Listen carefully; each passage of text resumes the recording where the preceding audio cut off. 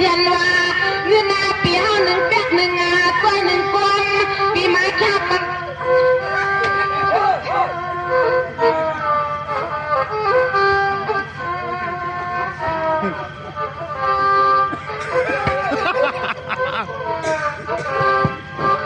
เงินปีห้าหนึ่งแป๊กปีหนึ่งกลมปีว่ามาแค่ปันไม่หมดตะลวงให้สวยปันปีห้าหนึ่งคนหนึ่งกำให้มันฟังอ่ำต่อปีกวนจอดสู่สมาลักเมียวในลาปีวานอแม่ผมสมาธิกันนาเปียนาป้านั้นน้องปีเกียรทำสู่เปียอีหลวงตั้งเฮาป้านั้นปีเขาขึ้นเต้าใครหนึ่งคอมันต้องเป็นสังมา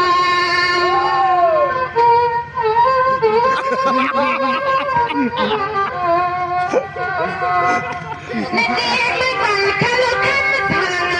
นานตังก็เป็นเปียเศร้า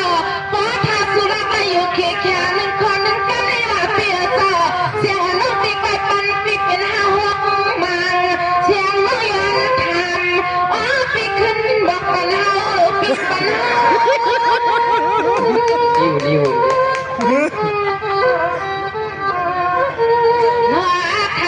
ขึ้นให้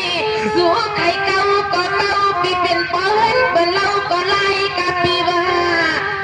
ปีเฮาไข่เก่าก็เก่าปีเป็นเปิ้นเล่าก็ว่ากับปีว่าไว้กะกันหนึ่งคนหนึ่งกันได้ยิงน้องอำมาปวงเงินอ่อนสุนั้นขึ้นเอาละปีว่าเป็นโอไม้เป็นโอไม้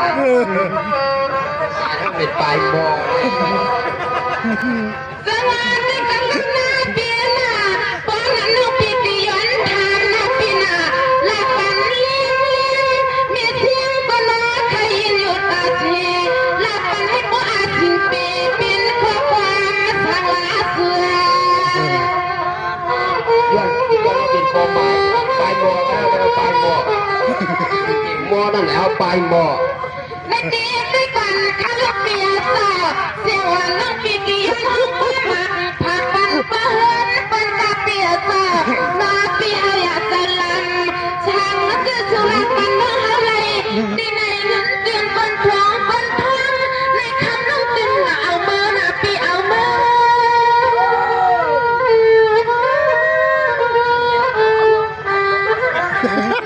ชุ่มเอาเยอะไป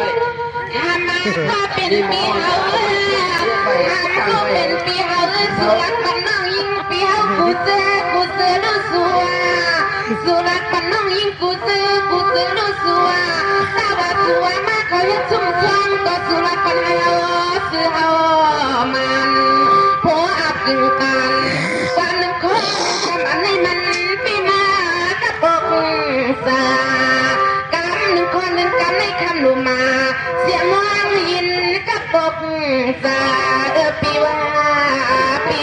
น้องสอนให้สู้เจ็บก็บ้านหนึ่งคนเลยใครเสียกูเบี้ยวเลยน้องเด็กข้าบันดีเป็นเสียงข้าเบี้ยวนักด้วยกันลูกชายเปียกก่อนจะไหนก็เบี้ยวเขาได้มันดีอันนี้เนี่ยก็เดินตัวลาวได้ไหมลูกกำเราไม่เลี้ยวมีขันว่าด้วยเพราะชาวสิบ้องในไก่ขันนั่นน่ะมันก็นั่นก็ลาด้วยค่ะลูก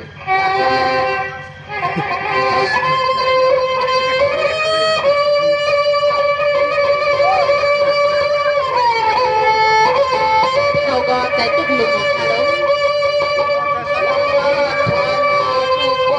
นั่นว่าก็มายินไว้ลูกว่ามาไว้เงินวันแต่ว่านาว่า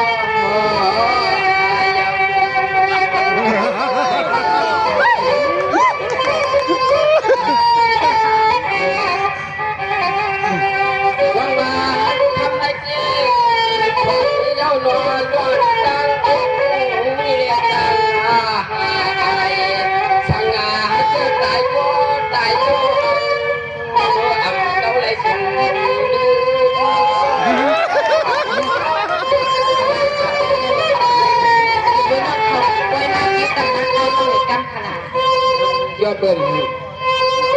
เจ้าเป็นผู้ใหญ่ที่น้องก่อนไว้ตายข้องเขาพี่น้องมันมายากกันแน่มันยากกันด้วยเลยกดมีกดดังให้รับเป่าจนเลยคนที่พูดแน่เลยคุณนายเบี้ยต้องถือได้ทำในคุณเนี่ยมันไกลกันมันห่างไกลกันจังไงแล้วยากกันเขาพี่น้องสร้างยากกันนั่นหนาน้องอยากถือว่าพี่น้องนี่ได้ยังไงเสียงก็เหมือนที่ได้เสียงเตี้ยได้ใครเอาไหนเสียงเสียงข้างเหนือวันนี้ก็พูดกับเสียงว่าท่านว่าก็คำนี้ปีก่อนเลยว่าการที่ชวนบุญดอกไหนมาพบอย่าพบมาก่อนนาจุยานอยากดูยัดบานนาดวงความก็ไม่ได้คืน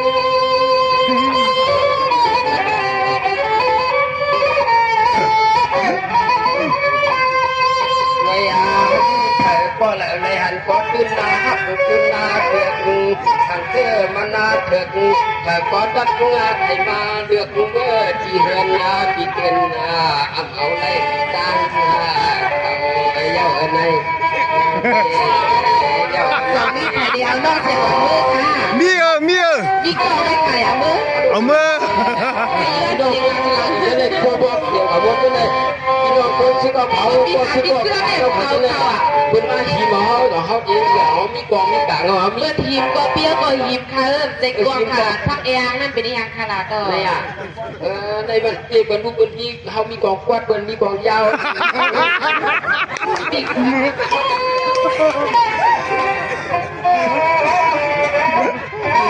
กองยาวสังเกต กวาดแต่กองยาวกวาดเดียวว่าตากน้ำหนักเล่นไปกี่กองคนมาปุ่มปุ่มฟังในมันบากนี่เป็นข้าวสาบที่ว่ามีเด็ดคิดแบบทุกคนไว้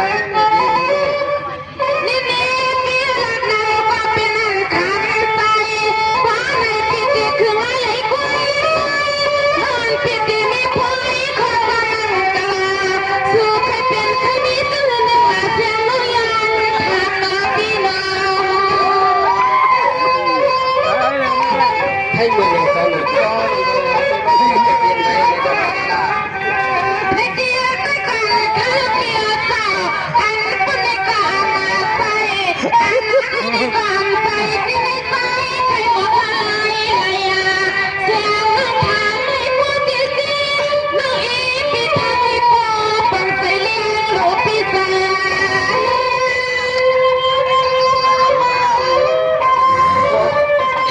มาในเมียมาเป็นเปียสาวมาเมตตาเมียยังน้องอิงพี่ไหนก็ใส่ในก็นู่นนี่นู่นละอาจารย์ต้องทำตามตัว